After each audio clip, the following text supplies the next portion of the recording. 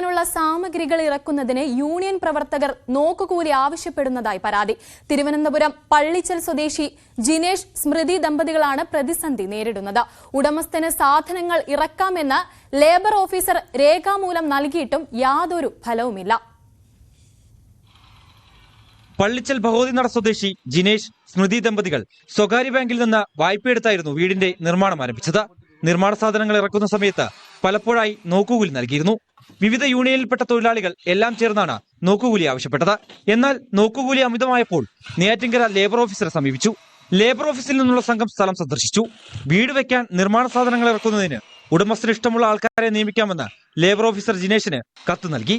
ഈ കത്ത് ജിനേഷ് യൂണിയൻ തൊഴിലാളികൾക്ക് നൽകി. എന്നാൽ അത് അംഗീകരിക്കാൻ അവർ തയ്യാറായില്ല.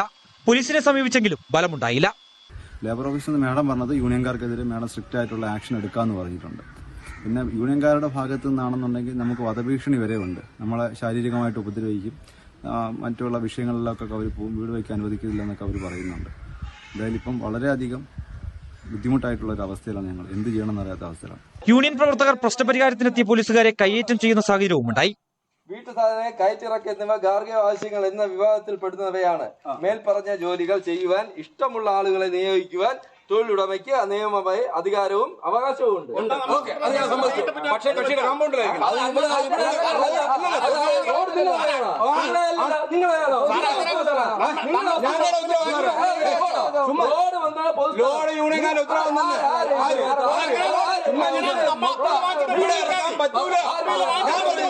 രാഷ്ട്രീയ നേതാക്കൾ യൂണിയൻകാർക്ക് പിന്തുണയുമായി എത്തിയതോടുകൂടി പോലീസും നിശബ്ദരായി എന്നാണ് ജിനേഷിന്റെയും കുടുംബത്തിന്റെയും പരാതി.